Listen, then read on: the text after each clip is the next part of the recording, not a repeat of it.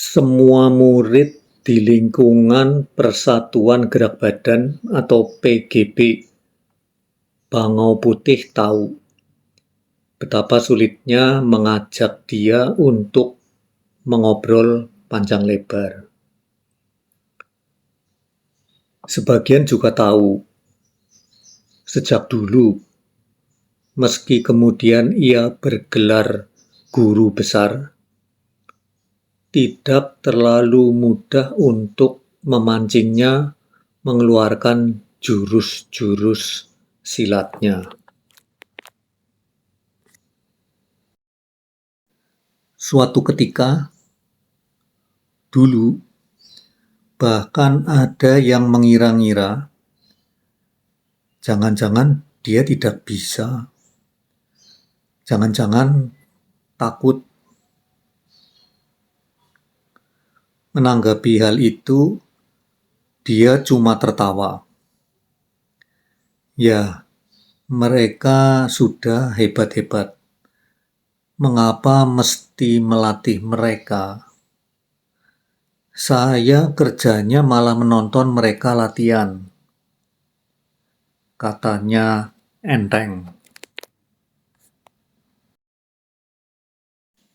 Itulah guru besar PGB Bangau Putih, Gunawan Raharja, 45 tahun.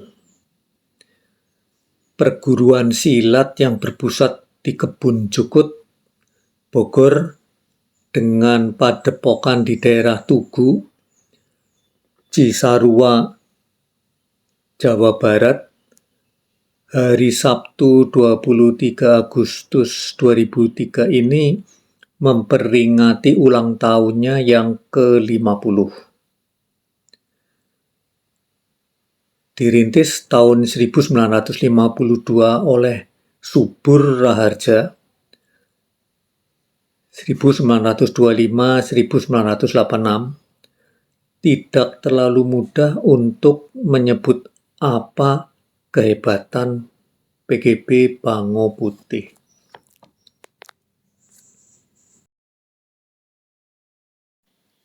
Sama tidak mudahnya untuk menampilkan sosok guru besar yang sekarang, Gunawan Raharja, yang kurang tertarik bicara yang besar-besar. Yang selalu dia tekankan kepada murid-muridnya cuma berlatih dan berlatih.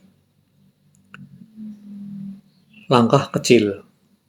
Sesuatu yang besar tetap harus dimulai dari sebuah langkah kecil.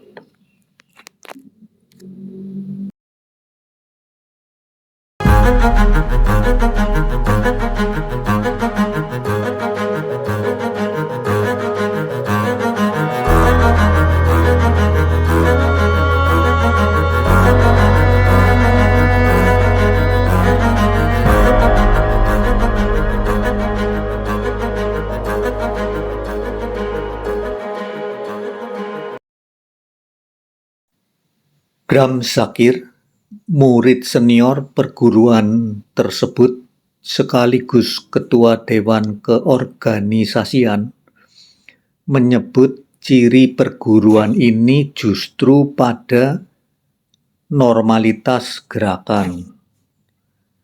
Artinya, semua gerak dalam perguruan ini hanya seperti gerakan sehari-hari, atau marilah kita meminjam sajak penyair Rendra, hadir dan mengalir.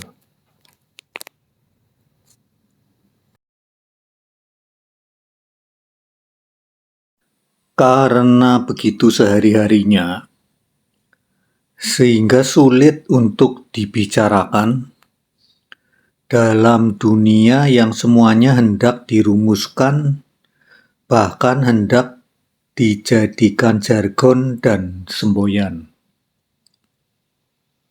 Sementara bagi pesilat, yang dibutuhkan hanyalah gerak badan. Titik.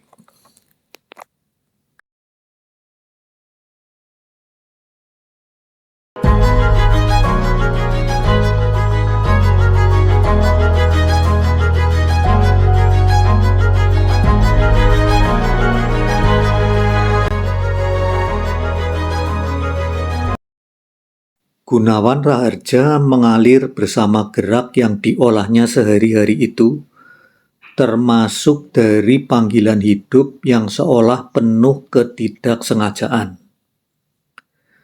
Lahir di Bogor 24 November 1958, sejak remaja tahun 1976, dia sudah merantau ke Amerika Serikat. Apakah saat itu ia sudah terampil bersilat?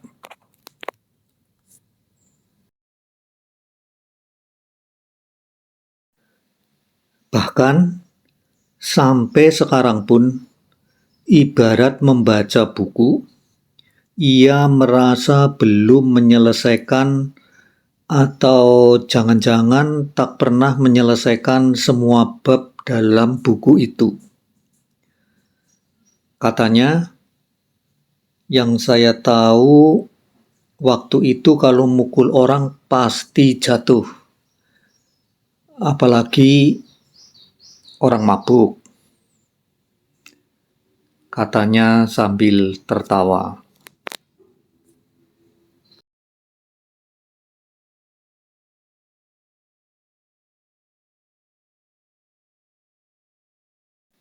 Pada saat itu, di bawah suhu Subur Raharja yang karismatis, nama PGB Bango Putih berkibar-kibar. Perguruan ini menarik nama-nama terkenal dari kalangan seniman, pengusaha, dan lain-lain. Murid-murid PGB Bango Putih tersebar di mana-mana di beberapa negara seperti Amerika, Jerman, Perancis, Italia, dan Australia.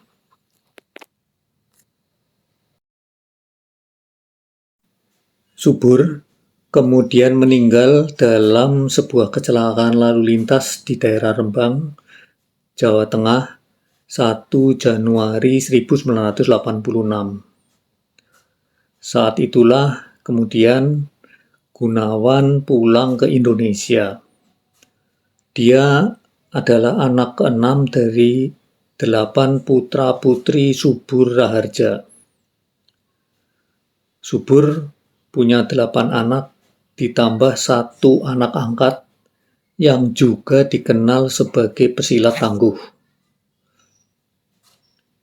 Berdasarkan wasiat Suhu, Gunawan inilah yang bertugas menjadi penerus sebagai guru besar.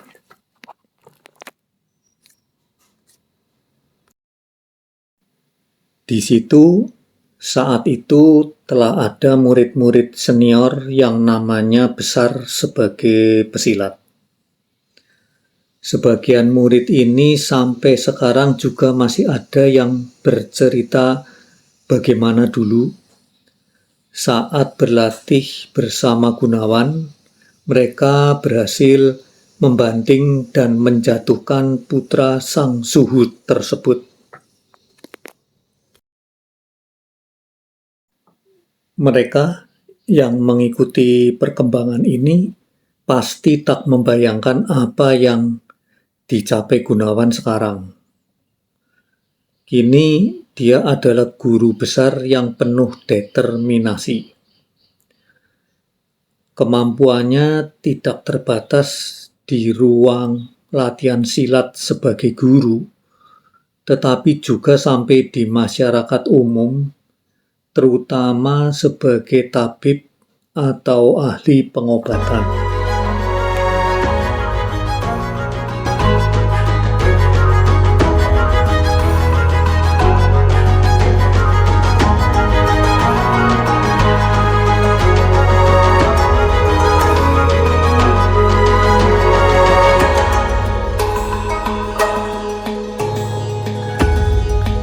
Itulah salah satu tarik ulur yang dialami Gunawan sekarang. Panggilannya tetap sebagai pesilat untuk melatih murid-muridnya, tetapi Di lain pihak, ia tidak bisa begitu saja menghindari sekitar 200 orang yang datang untuk berobat setiap hari. Saya mulai melatih asisten-asisten karena saya harus kembali melatih silat dan mengembangkan organisasi, kata Gunawan.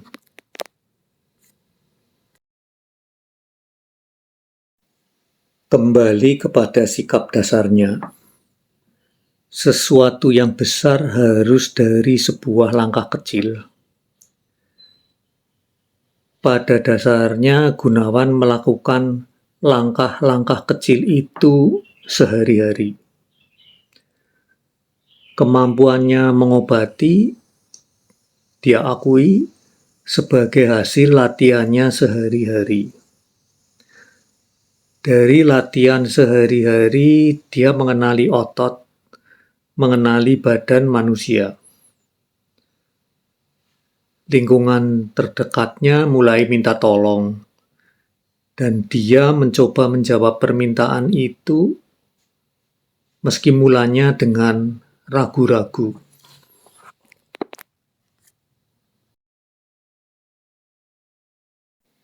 Begitu pulang ke Indonesia lagi saat Suhu meninggal dan harus meneruskan napas perguruan, dia harus berlatih intensif. Tak banyak yang tahu persis bagaimana pada tahun 1986 itu Gunawan mengolah diri untuk beberapa tahun kemudian siap menjadi guru besar.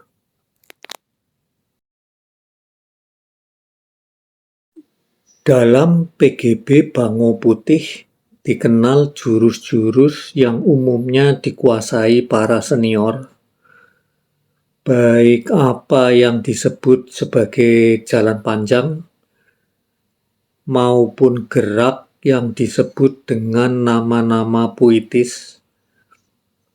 Misalnya, Bango mengitari sarang, Bango 9 bayangan, dan lain-lain. Di luar itu, bagi yang belajar silat dalam tingkat dasar, ada yang disebut jalan pendek.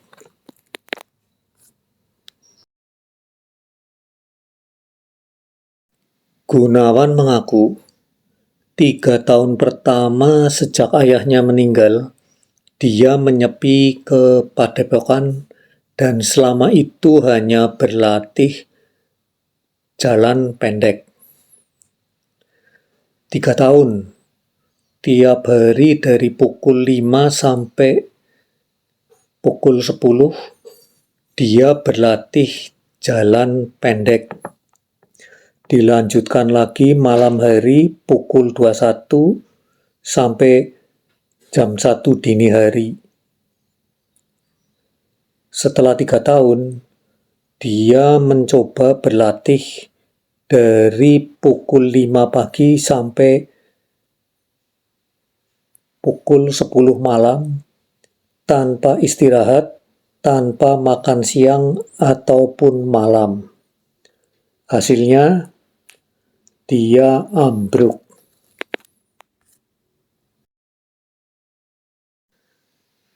Sebulan setelah itu, Gunawan mencobanya lagi dari pukul 5 pagi sampai tengah malam. Ia bisa menguasai dirinya, tidak ambruk seperti sebelumnya. Bagaimana dia mengatasi itu? Membagi tenaga. Kalau memukul, kaki jangan dipakai. Kalau menendang, tangan jangan dipakai. Jawabnya singkat.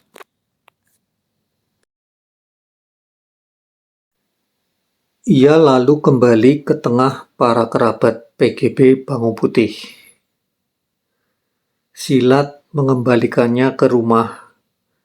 Berikut keteladanannya dalam membangun disiplin. Dia merasa tidak perlu melatih ketika melihat saudara-saudaranya dalam perguruan dianggap sudah pandai. Sampai kini pun, dia mengakui bisa saja murid-muridnya menjatuhkan dia. Ini kan hal sehari-hari. Kalau kita lengah, bisa saja kita jatuh, ucapnya. Dalam kesederhanaan sikapnya, dalam langkah-langkah kecilnya, suami Hetiana dan ayah 4 anak ini sebetulnya meneladankan silat adalah rasionalitas dan disiplin. Kembali ke rumah, menjadi pesilat adalah meneladankan disiplin dan rasionalitas itu. Sesuatu yang sangat kurang terbangun pada bangsa ini.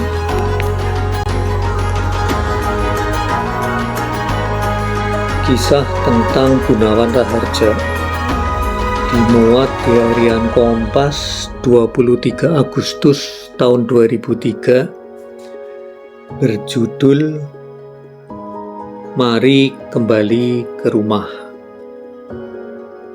Tulisan Bre Redana.